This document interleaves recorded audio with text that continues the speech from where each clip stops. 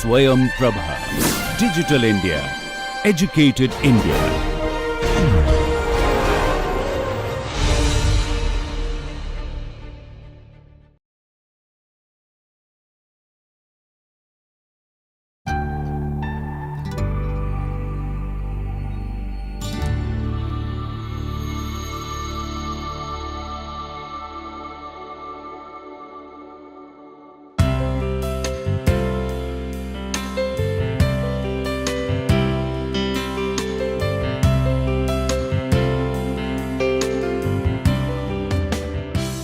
Hello everyone, welcome to the lecture series on disaster recovery and build back better.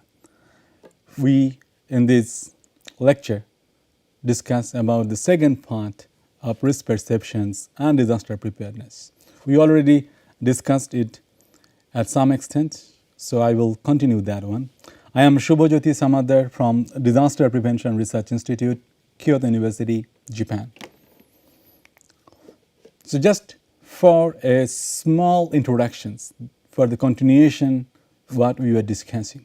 So we need some small household preparedness mechanism to enhance people's preparedness against disaster. That is for sure.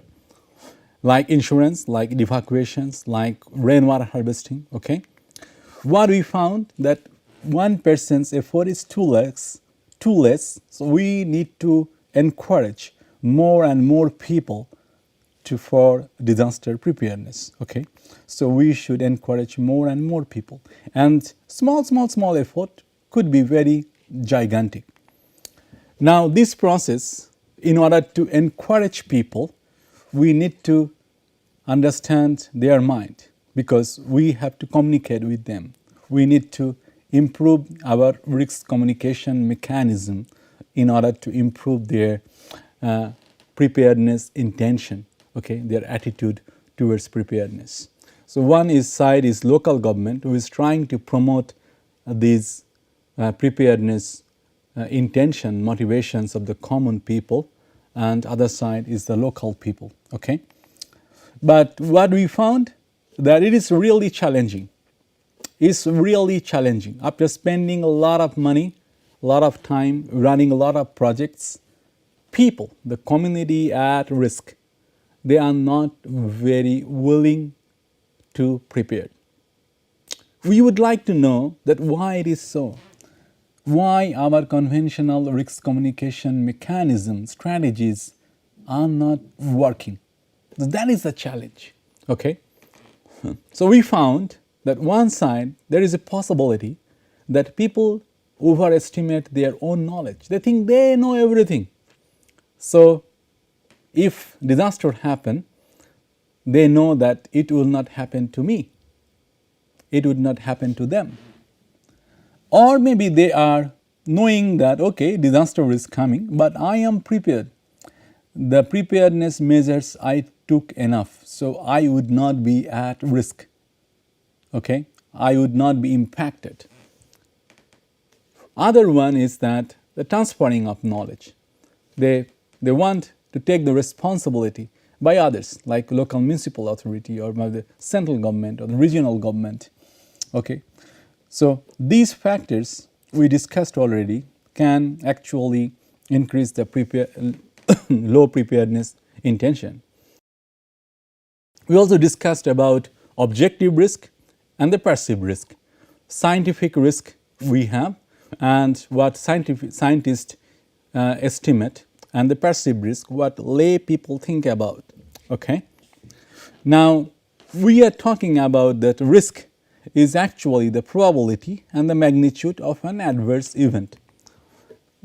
For one thing that we need more data and in order to refine our existing knowledge, existing information, existing estimations of risk.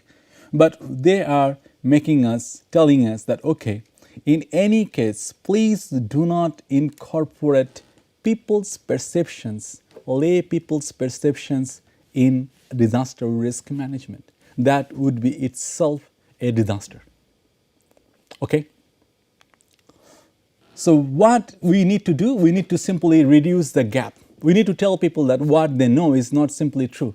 What we are telling as a scientist, as an expert, is true. So our estimation is the right. Only then we can enhance people's preparedness. So actually, we should know what is right, what is not wrong. So now, if the scientists are really saying that, the question is, even the scientists, can they really measure the risk accurately? As I said before, this person is saying that anything that exists in some quantity and can therefore be measured. Like the example they have given, that this road is in danger, so don't be flamboyant, don't try to be hero, you will be at risk. This road, left-hand side road is safe, right-hand side road is unsafe. But here is the question. Which one, tell me, which one you feel is more risky? Going by air or going by road? Which one actually more risky? Yes, you were right, I know. Most of the people think that going by air is risky than by road. But actually, data is very opposite. Aviation is one of the safest medium of transport, mode of transport. So by air is much safer from the point of accident rate or casualty rate than by road. But people have actually very different perceptions. People want to avoid by air than by road.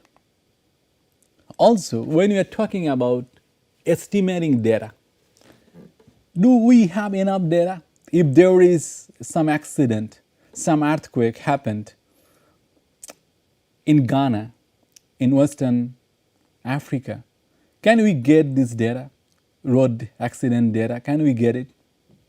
No. Can we really depend on the statistics that we are coming from many developing countries? Basically, no. It is not well documented.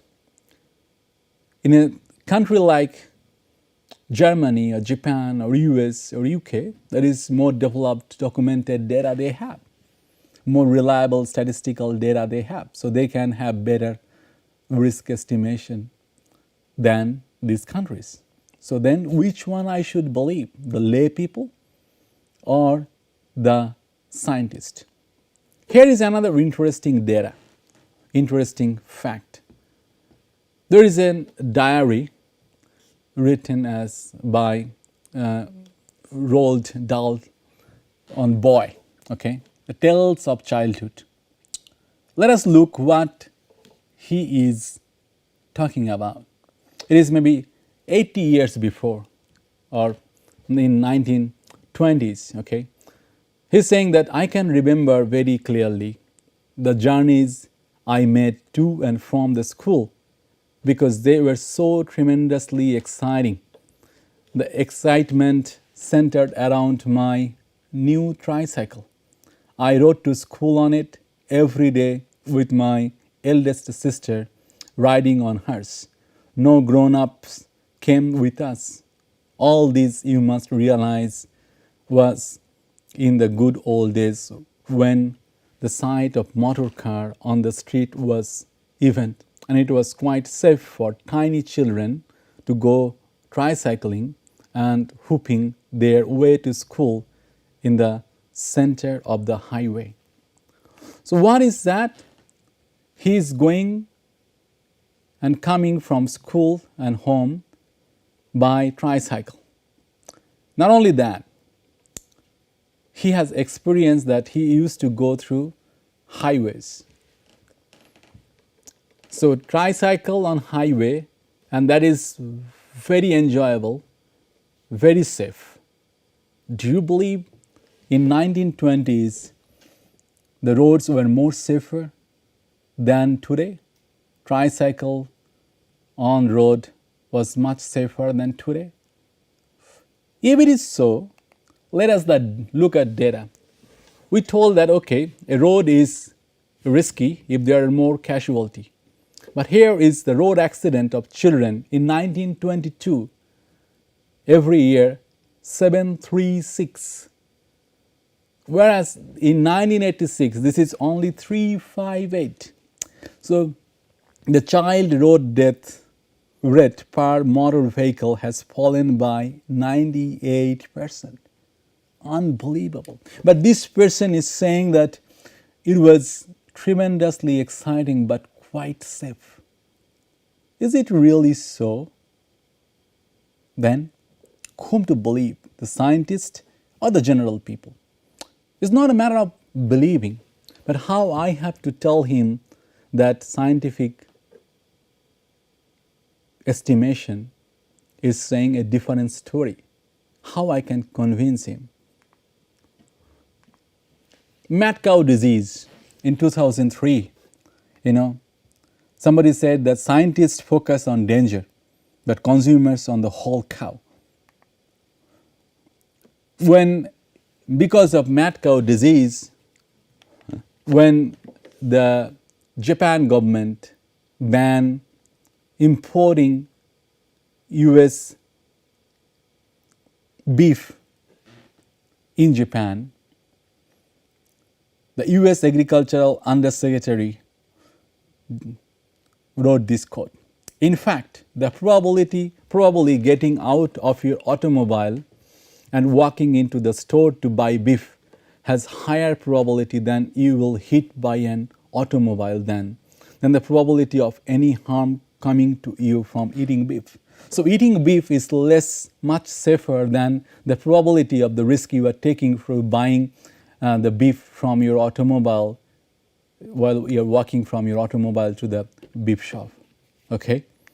So Peter Sedgman, on the other hand, is saying that risk that actually upset people are completely different than the risk that kill people. The risk that upset people are completely different than the risk that kill people, right? So can we know the risk we face? Can we know the risk we face? Is it possible? Well, some dangers are known, some are unknown, basically. So no person can know everything, right? I do not know everything in my life. There are so many things that are happening. I do not know about chemical risk. Maybe I know a little about disaster risk around me. Most people cannot be aware of most of the dangers most of the time, right? So no one can calculate precisely the total risk to be faced, right? So I have so many risks in life. I have health risk, I have job risk, I have financial risk, I have academic risk, flood risk, personal risk. I am not only facing disaster risk. Every day is a risk. From my home to office, I take so many risks. Accident can happen. You are talking about disaster risk, but my concern is more about my job risk or my health risk. So which one I should prioritize? Which one? Because I cannot, being an individual, I do not know that what will actually happen because my knowledge is very limited, and that should be. Being an individual, I cannot know everything in this world. Okay? So we have many risks at life. So we need to prioritize which one to consider, which one to ignore. Now the question is, how then do people decide which risk to take and which risk to ignore? Now coming also the question, are dangers really increasing?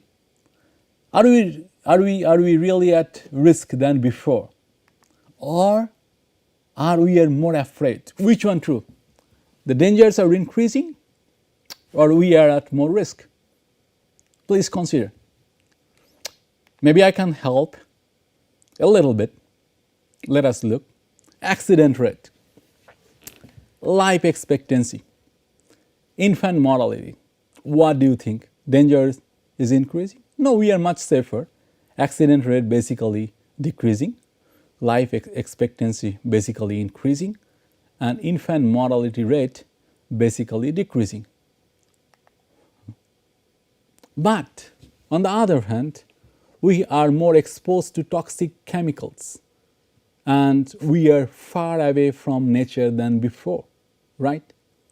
We are more and more exposed to radiation than before. So these risks are increasing. Also, our stressful life is increasing. Environmental pollution definitely is increasing. Sound pollution is increasing. At least in India, it is increasing for sure. So there was a survey conducted, public policy and risk, on 4 kinds of risk. One is the foreign affairs and the crime, the pollution, and the economic failure. Okay. People who worry about the future, do those people worry equally about all kind of risk? 3 kind of people were interviewed: general public, corporate executives, and federal regulators. What result we have found? Is risk increasing than before? Twice as many people in the general public compared to, so general public twice compared to company executive think more risk in society than 20 years ago. What about domestic political instability? 61%, both public and executive, okay, they believe that we have more risk today than before. Whereas the bureaucrats, or the government officials, public officials, 34% of them agreed with this statement. They don't believe domestic political instability is increasing. Dangers from chemical, increasing than 20 years before. Company executives, they believe 38% say yes, and public and government regulators, 13% said yes, increasing. Economic risk than before, 10% government employees, public officials, they said yes, 41% of company executives said yes.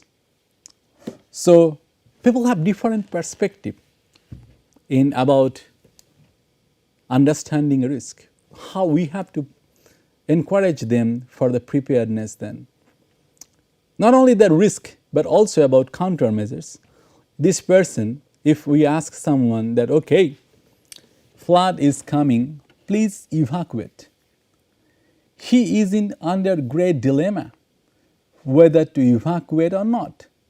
Maybe risk is coming, maybe flood is coming, but I simply cannot make the decision. Why? Because I really don't know the effect of evacuation. Is it really effective or is it not effective? Well, what are the merits of evacuation? What are the demerits of evacuation is not very clear to me. So even if I accept that there is a risk, I am not very sure that my decision to evacuate would be an effective countermeasures, right? So he may think initially that evacuation is not an effective measure. So this is his own cognitive mechanism in which individuals collect and process informations and develop the perception of risk, right? But it is also possible that he first said that I do not want to evacuate because this is not effective. Evacuation is not a right measure to protect myself from flood. Now, if he doesn't believe it, we cannot encourage him to take preparedness action, right? But it is possible that he has a lot of friends and they believe that evacuation is an effective measure, okay? And they told him that, okay, believe us, Evacuation is an important component. And this guy is a social animal. Okay, he is influenced by others. So he dropped his initial idea and he joined them and started to evacuate. So we have these contexts. One is the knowledge, one is the consent. In knowledge, we have risk, sometimes certain, sometimes uncertain. In case of consent, that is what actions to be taken, is sometimes we agree with each other, sometimes we don't agree with each other. So contested and completed. When knowledge is uncertain but consent is complete, decision making is difficult. When knowledge is certain but consent is uncertain or contested, it is also difficult that I know flood is coming, but I do not know which actions to be taken, evacuations or not evacuate, or to prepare for flood preparedness in other way. Which one would be affected? I don't know. So knowledge is known, certain, but what to do, consent is contested. Or it could be that also both are actually contested. Some knowledge are uncertain and also consent is. So what is risky, what extent something is risky, why risky is important for people to know. And also we need to know the preparedness. What is the priority work? Which one I should do first? What is effective? Who will do it? And when would be done? So these components should be included when we are talking about a disaster preparedness.